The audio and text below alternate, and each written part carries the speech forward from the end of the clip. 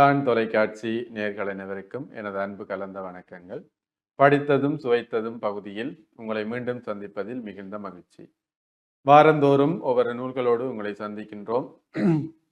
சென்ற வாரம் ஒரு இந்திய எழுத்தாளரின் பெருமாள் முருகனுடைய நூலோடு நாங்கள் சந்தித்தோம்.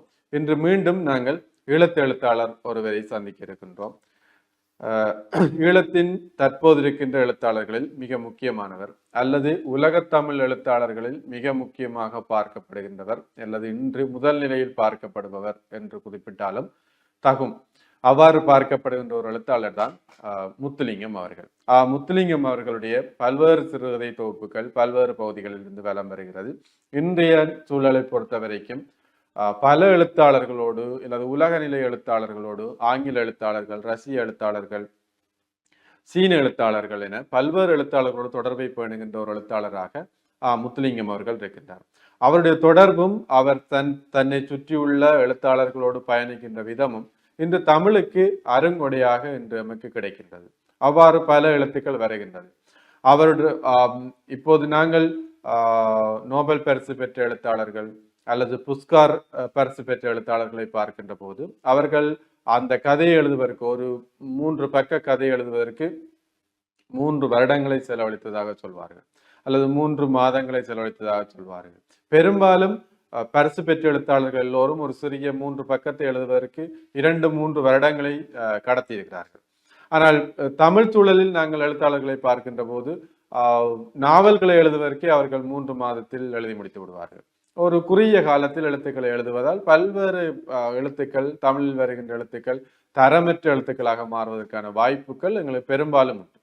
ஆனால் முத்துலிங்கத்தை பொறுத்த வரைக்கும் அவர் எல்லா எழுத்துக்களையும் மிக நிதானமாக எழுதுபவர். அவருடைய பேட்டிகள் அல்லது அவர் இந்த இதிலும் அவர் முன்னுரையில் அவர் குறிப்பிடுகின்றார், தன்னுடைய ஒவ்வொரு சிறுகதைகளுமே அல்லது தான் எழுதுகின்ற ஒவ்வொரு எழுத்துக்களுமே 5 மாதங்கள் 6 மாதங்களாக தொடர்கிறது. ஒரு கதை தன்னை உறுத்த தொடங்கிவிட்டால் அவர் ஒரு இடத்துக்கு குறிப்பிடுகின்றார், நான் சாதாரணமாக நித்திரை செய்கின்ற போது ஒரு சொல் என்னை உறுத்தும், அந்த சொல்லை சுற்றி நான் கதைகளை உருவாக்குவதற்கு எனக்கு 1 மாதம் செல்லும், அந்த கதைகளுக்கு பிரதான பாத்திரம் துணை பாத்திரங்களை உருவாக்க இன்னும் 1 மாதங்கள் சென்றுவிடும், பிறகு அந்த கதைகளை ஞாபகம் வைத்து எழுத வேண்டும், பிறகு எழுதியதை செப்பனிடுவதற்கு இன்னும் சில மாதங்கள் ஆகும். எனவே ஒரு கதை எழுதுவதற்கு எனக்கு 6-7 மாதங்கள் தாண்டிவிடும் என குறிப்பிடுகிறார். எனவே செதுக்கி செதுக்கி செதுக்கி எழுதப்பட்ட சிறுகதைகளாக முத்துலிங்கத்தின் சிறுகதைகள் வெளிவருகின்றன.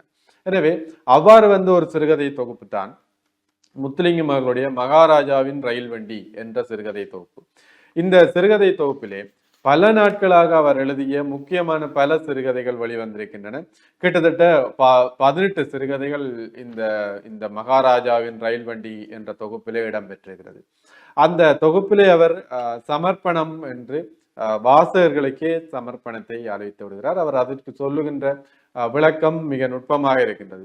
கடலாமையின் வாழ்க்கை, கடலாமை பெண்ணாமையின் வாழ்க்கையை பற்றி அவர் பேசுகின்றார். கடலாமை, அதாவது பெண்ணாமை என்ன செய்யும் என்று சொன்னால், திடீரென தன்னுடைய கற்பகால முடிவிலே அல்லது பேறுகால முடிவிலே தரைக்கு வரும். தரைக்கு வந்து ஆயிரக்கணக்கான முட்டைகளை அது போட்டுவிட்டு அது அந்த முட்டை போட்ட இடத்தை சரியாக மூடி வைத்து விட்டு அது போய்விடும். அதன் பின்னர் அந்த முட்டை பற்றி அது யோசிப்பதே கிடையாது. அந்த முட்டைகள் சூரிய வெளிச்சத்தில் ஒரு காலத்தில் குஞ்சுகளாக பொரிக்கும். குஞ்சு பொரித்த பின்னர் குஞ்சுகள் வெளியேறும். அவை தாறுமாறாக எல்லா திசைகளுக்கும் ஓடும். ஓடி திரிந்து ஒரு கட்டத்தில் நீர் இருக்கும் திசை அறிந்து கடலுக்கு சென்று விடும். கடலுக்கு சென்ற அந்த குஞ்சுகள் தப்பித்து விடும். கிட்டத்தட்ட அவர் தன்னை ஒரு பெண் ஆமையாக உருவகம் செய்கின்றார். தான் தேவையான எழுத்துக்களை எழுதி வாசகரிடம் ஒப்படைக்கின்றார். அதாவது ஆமை முட்டை போடுவது போல. பின்னர் தான் எழுதியதை பற்றி அவர் சிந்திப்பதே இல்லைன்னு சொல்கின்றார். ஒரு வாசகன் அந்த எழுத்தை வாசிப்பான், அதில் இருக்கின்ற பயன்களை புரிந்து கொள்வான், ஏதோ ஒரு நாளைக்கு தன்னை பற்றி பேசுவான் என குறிப்பிடுகிறார். அப்படி பேசுகின்ற போது ஏதோ ஒரு எழுத்தாளன் என்னை கண்டடைவான் என குறிப்பிடுகிறார். இந்த முட்டை பொரித்து இந்த குஞ்சுகள் சரியாக நீர் இருக்கும் திசையை அறிந்து கடலுக்கு போய் சேர்வதை போல தன்னுடைய எழுத்துக்கள் தான் போட்டுவிட்ட பிறகு, அதாவது ஆமை முட்டை போட்டது போல போட்டுவிட்ட பிறகு ஒரு வாசகன் தன்னை புரிந்து கொண்டு தன்னை வந்து சென்றடைவான் அல்லது தன்னை சரியாக அடைந்து கொள்வான். அவ்வாறான ஒரு நல்ல வாசகனுக்கு அல்லது நல்ல வாசகர்களுக்கு இந்த நூலை தான் சமர்ப்பிப்பதாக குறிப்பிடுகின்றார். மிக அருமையா இருக்கு. எந்த எதிர்பார்ப்பும் இல்லாமல் என்னுடைய எழுத்துக்களை நான் சமர்ப்பிக்கின்றேன், வாசகர்கள் அதை அவர் பெற்றுக்கொள்ள வேண்டும் என்பதுதான் அவருடைய முக்கியமான நோக்கமா இருக்கிறது. பெரும்பாலும் முத்துலிங்கத்தினுடைய கதைகள் எல்லாமே புராண கதைகள் பற்றி பேசும், அல்லது இந்த மக்கள் பற்றி பேசும், புதிய புதிய வாழ்விடங்களை பற்றி பேசும், தமிழ் சூழலில் இதுவரை கண்டறியாத பல படைப்புகளை பற்றி பேசும், அல்லது படைப்பு சூழல்கள் எல்லாம் முத்துலிங்கத்தினுடைய சூழல்கள் எல்லாமே வேறு வேறு சூழல்களாக இருக்கும். இதில் தரப்படுகின்ற கதைகளில் மகாராஜாவின் ரயில் வண்டி ஒரு நாட்டில் நடைபெறுகின்ற கதை, நாளை என்று வருகின்ற சிறுகதை இன்னும் ஒரு நாட்டில் நடைபெறுகின்ற கதை, ரெண்டும் வேறு வேறு நாடுகள். அப்போ இப்ப சாதாரணமாக சொல்லுகின்ற போது இதில் எல்லாமே வேறு வேறு நாடுகள், 2-3 கதைகள் மட்டுமே இலங்கையில் நடைபெறுகின்ற கதைகளாக இருக்கின்றன. மற்றவை எல்லாம் வேறு வேறு நாடுகளில் நடைபெறுகின்ற கதைகள். இது எதை எங்களுக்கு கொண்டு வந்து சேர்க்கும் என்று சொன்னால், ஒவ்வொரு நாட்டினுடைய பண்பாட்டையும், ஒவ்வொரு நாட்டுடைய மக்கள் வாழ்கின்ற வாழ்க்கை முறைகளையும், அவருடைய அடுக்கமைவுகளையும், அவர்கள் எவ்வாறு வாழ்கின்றார்கள், சடங்குகளை எவ்வாறு செய்கின்றார்கள், அவருடைய இனக்கட்டுப்பாடு அல்லது அவருடைய இனக்குழுமம் எவ்வாறு வாழ்கிறது, ஒரு குடும்ப கட்டுப்பாடு அல்லது குடும்ப வரையறை எவ்வாறு அமைகிறது, ஒரு குடும்பம் எவ்வாறு தன்னை தகவமைத்துக் கொள்கின்றது, ஒரு குடும்பம் எவ்வாறு தன்னுடைய அடுக்கு நிலைகளை அல்லது சமநிலையை பேணுகிறது என்பது பற்றி ஒரு நாடும் அந்த நாடு சார்ந்த குடும்பமும் அந்த குடும்பத்திலிருந்து உருவாகின்ற அந்த சமூகமும் எவ்வாறு உருவாகிறார்கள் என்பதை அவர் தன்னுடைய கதைகளில் படைத்து விடுகின்றார். அதன் பின்பு அந்த நாடு பற்றி ஒரு புரிதல் எங்களுக்கு வந்து விடுகிறது. நாங்கள் எந்த நாட்டில் இருந்தாலும் இந்த நாட்டில் வாழ்கின்ற மக்கள் இவ்வாறு தான் வாழ்வார்கள், இவருடைய உணவு முறை இவ்வாறு இருக்கும், இவருடைய வாழ்க்கை முறை இவ்வாறு இருக்கும், இவருடைய கல்வி இவ்வாறு தான் இருக்கும் என்பதை பற்றி ஒரு முழு புரிதல் வந்து விடுகிறது. எனவே ஒரு பகுதியை அவர் காட்டினாலும் இந்த நாடு பற்றி சில கதைகளை தொடர்ந்து வாசிக்கின்ற போது அந்த 2வது 3வது இடங்களில் அதே நாடு, அதே மக்கள், அதே இது பற்றி பேசுகின்ற போது இன்னும் ஒரு விதமான சந்தர்ப்பை பற்றி, இந்த நாடுகள் பற்றி, மக்கள் பற்றி அறிவு எங்களுக்கு கிடைத்து விடுகிறது. எனவே முத்துலிங்கத்தினுடைய சிறுகதைகள் ஒவ்வொன்றும் ஒவ்வொரு நாடுகள் பற்றி பேசுகின்றது, ஒவ்வொரு மக்கள் பற்றி பேசுகிறது, எங்களுக்கு புதிய புதிய அறிவை தருகிறது. நாங்கள் எந்த நாட்டில் இருந்தாலும் வேறு வேறு நாடுகள் பற்றிய தகவல்களை முத்துலிங்கத்தினுடைய சிறுகதை எங்களுக்கு கொண்டு வந்து தந்து விடுகிறது. இதில் தொடக்கம் என்ற ஒரு சிறுகதை வருகிறது. அது ஒருவருடைய மையப்புள்ளி பற்றி பேசுகின்றது. ஒருவருடைய சிந்தனை எவ்வாறு ஓரிடம் நோக்கி நகர், அல்லது எவ்வளவுதான் தூரம் நாங்கள் ஒருவரை பற்றி கதைத்தாலும் அந்த நபருடைய சிந்தனை ஒரே மையப்புள்ளியில் நின்று சுற்றும் என்றதை பற்றி பேசுகின்றார். தொடக்கம் என்பது. ஆயுள் என்ற ஒரு கதை வருகிறது. அதிலே பண்பாடு சார்ந்த விஷயங்களும், ஒருவருடைய வாழ்நாளில் எவ்வாறு அவர் வாழுகின்றார், ஒருவருடைய வாழ்க்கை பிணைப்பு யாரோடு சேரும் என்பதை பற்றி பேசுகிறார். விருந்தாளி என்ற ஒரு கதை, அந்த கதை இன்னொரு விதமான படைப்பை பற்றி பேசுகின்றது. அது மேலும் பல விடயங்களை விருந்தாளி என்று பேசுகின்றது. வேறு வேறு மக்கள் சேர்தல், ஒருவரை எவ்வாறு நாங்கள் ஏற்றுக்கொள்ளுதல், தமிழ் பண்பாட்டு சூழல் எவ்வாறு வருகிறது, இல்லது கம்பராமாயணம், மகாபாரதம். பொதுவாக முத்துலிங்கத்தின் கதைகளில் நாங்கள் ராமாயணமும் மகாபாரதம் இல்லாத கதைகளை நாங்கள் பார்க்க முடியாது. எங்கோ ஒரு கதையில் ஏதோ ஒரு மூலையில் ராமாயணம் அல்லது மகாபாரதம் வந்து சேரும். இங்கும் அவர் ஏதோ ஒரு இடத்தில் இலங்கையை அளித்த வானரம் போல என்று ஒரு உவமையை பயன்படுத்துகிறார். பெரும்பாலும் உவமைகள் எல்லாம் அவர் புதிய கதையை புதிய நோக்கத்தில் புதிய கோணத்தில் பயன்படுத்தினாலும், அல்லது விஞ்ஞான சூழலுக்கு ஏற்ற மாதிரி கதையை சொன்னாலும், அவர் பயன்படுத்துகின்ற உவமைகளும் உருவகங்களும் எங்களுக்கு காவியங்களிலும் இதிகாசங்களிலும் புராணங்களிலிருந்து பயன்படுத்துவதாக வருகிறது. அது அவருடைய மொழி திறமை அல்லது தமிழ் இலக்கிய சூழலோடு அவருக்குள்ள புலமை அதை ஒன்று சேர்க்கின்றது. அவர் சொல்ல வருகின்ற கதை புதிய கதையாக இருக்கும். சொல்ல வருகின்ற கதை 21ஆம் நூற்றாண்டுக்கின் அடுத்த கட்டத்தை தாண்டுகின்ற கதையாக சிலது இருக்கும்.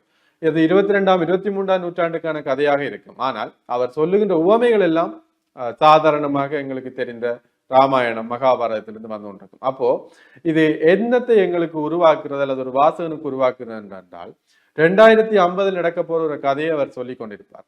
ஆனால் அவர் சொல்லுகின்ற உவமைகள் சாதாரணமாக எங்களுக்கு வழி வழியாக கேட்கப்பட்டு வந்த கதையின் ஒரு உவமையா இருக்கும். அப்போ 2050ஆம் ஆண்டில் நடக்க போற கதையை நீண்ட காலமா எங்களுக்கு தெரிந்த ஒரு பழக்கத்தினோட சொல்லுகின்ற போது அந்த சூழலையும் நாங்கள் இப்போது இருக்கின்ற சூழலையும் இலகுவாக புரிந்து கொள்ள முடியும். ஒரு திரைப்படத்தில் இதை காட்டுவது இலகு, ஆனால் எழுத்தில் காட்டுவது மிகவும் கஷ்டமானது. எனவேதான் அவர் என்ன செய்கின்றார்னு சொன்னால், ஒரு தொழில்நுட்ப நூற்றாண்டுக்குரிய கதைகளை படைக்கின்ற போது சாதாரணமாக இருக்கின்ற புராண கதைகள் இருந்து உவமைகளை பயன்படுத்துகின்றார். எனவே அந்த இரண்டும் எங்களுக்கு புரிதலில் எந்தவித சிக்கலும் இல்லாமல் புரிதலை ஏற்படுத்தி விடுகிறது. இது முத்துலிங்கத்தினுடைய ஒரு நடையில் வருகின்ற மிக முக்கியமான ஒரு பாங்கு அல்லது முக்கியமான பாங்கு. இந்த பாங்கில் இருந்து உருவாகின்ற போதுதான் இந்த கதையும் நமக்கு சிறப்பான கதையாக மாற்றம் பெற்று விடுகின்றது. இதிலே தில்லையம்பல பிள்ளையார் கோயில் என ஒரு கதை இந்த கதையில் இருக்கின்றது. இந்த பிள்ளையார் கோயில் என்று பார்த்துவிட்டு நாங்கள் ஒரு பிள்ளையார் கோயில் கதை வரப்போகின்றது என உள்ளே போனால் உள்ளே எந்த சம்பந்தமும் இல்லாமல் ஒரு புதிய கதையை அவர் பேசுகின்றார். செங்கல் என ஒரு கதை வருகின்றது. செங்கல்லை பற்றி இல்லாமல் ஒரு கட்ட முறை பற்றி அவர் பேசுகின்றார். செங்கல் என்று நினைத்து நாங்கள் செங்கல் பற்றி போனால் அங்கு செங்கல் இருக்காது. அவர் வேறொரு விடயத்தை பற்றி பேசுகின்றார். கருப்பு அணில் என ஒரு கதை இருக்கின்றது. கருப்பு அணில் என்று வருகின்ற கதை ஒரு குறியீட்டு கதையாக அமைகின்றது. அவர் ஒரு எழுத்தாளனுக்கு மிக முக்கியமானது தன்னை சுற்றியுள்ள சிறிய விலங்குகளை சிறிய விலங்குகளை நுட்பமாக கவனிப்பது.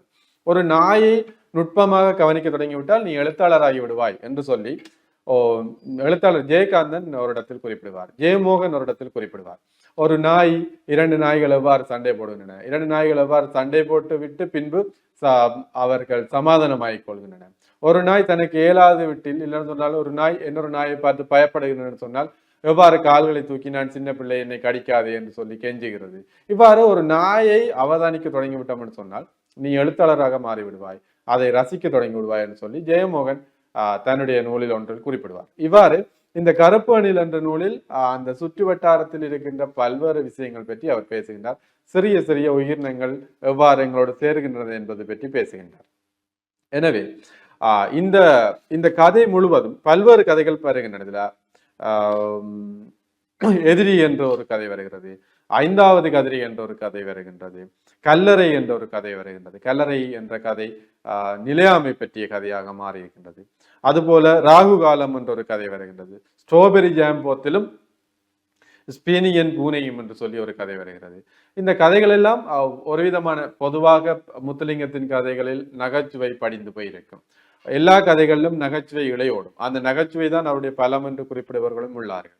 இதை தாண்டி நகைச்சுவை என்றதை தாண்டி அவருடைய எழுத்து நடைதான் இல்லைன்னா அவருடைய மொழி நடைதான் அவருடைய கதைகளுக்கு பெரும் பலமாக மாறுகிறது. அவருடைய மொழி நடை அவர் சொல்வது போல ஒரு சொல் வருகின்ற போது அல்லது ஒரு மொழியில் ஒரு சொல் இருக்கின்ற போது அந்த சொல் ஒருவரை உறுத்த வேண்டும். அந்த சொல் அவருக்கு ஏதாவது ஒன்று சொல்ல வர வேண்டும், இல்லை சொல்லுக்கு பலம் இருக்க வேண்டும் என்று சொல்லுகின்ற போது அந்த சொற்களில் இருந்து அவர் எப்படி இந்த சிறுகதைகளை அல்லது ஆக்கங்களை இலக்கியங்களை கட்டமைக்கிறார் என்பது மிக முக்கியமானது. அவ்வாறு கட்டமைத்து புதிய வழியில் இந்த இலக்கியங்களை அவர் பேசுகின்றார், புதிய முறையில் பேசுகின்றார். எல்லா தலைப்புகளும் வித்தியாசமான தலைப்புகளாக அமைகின்றன. இதுவரைக்கும் நாங்கள் கேட்காத பல பல தலைப்புகளை அவருடைய தலைப்பில் பார்க்கலாம். அதாவது ஒரு பண்பாடும் புதிய பண்பாடும் இளைய பண்பாடும் சந்திக்கின்ற யுக சந்திகளாக அமைகின்ற கதைகள், நகைச்சுவை சார்ந்த கதைகள், யாழ்ப்பாண பண்பாடு, இது பற்றி பல்வேறு இடங்களில் அவர் பேசுகின்றார். எனவே இவையெல்லாம் சேர்ந்த ஒரு முதிர்ந்த எழுத்தாளரின் கதையை வாசிக்க வேண்டுமானால் நீங்கள் கட்டாயமாக முத்துலிங்கம் அவர்களின் மகாராஜாவின் ரயில் வண்டி என்ற இந்த நூலை நீங்கள் வாசிக்க வேண்டும். காலச்சுவடு பதிப்பாக மிக சிறப்பாக வடிவந்திருக்கின்றது. மெல்லிய கணக்கான எழுத்து உருவங்களில் கண்ணுக்கு உறுத்தாத மெல்லிய மஞ்சள் தாளில் மிக சிறப்பாக அதை வடிவமைத்திருக்கிறார்கள். ஒரு பார்வையாளனுக்கு ஒரு வாசகனுக்கு உறுத்தாத வகையில் இந்த அட்டைப்படமும் சரி அல்லது உள்ளுக்கு இருக்கிற எழுத்துக்களும் சரி அல்லது உள்ளே இருக்கின்ற இந்த தாளினுடைய நிறமாக இருந்தாலும் சரி மிக சிறப்பாக வடிவமைத்திருக்கிறார்கள். உண்மையில் நல்ல வாசகர்கள் வாசிக்க வேண்டிய ஒரு கதையாக இந்த முத்துலிங்கத்தின் இந்த சிறுகதை தொகுப்பு அமைந்திருக்கின்றது. எனவே நீங்களும் வாசித்து இந்த நூலில் உள்ள கருத்துக்களை எங்களோடு பகிர்ந்து கொள்ள வேண்டும் என்று கேட்டு இந்த மகாராஜாவின் ரயில் வண்டியை நீங்கள் வாசித்து மீண்டும் ஒரு நூலில் உங்களோடு நான் சந்திக்கும் வரைக்கும் விடைபெற்று செல்கின்றேன். நன்றி, வணக்கம்.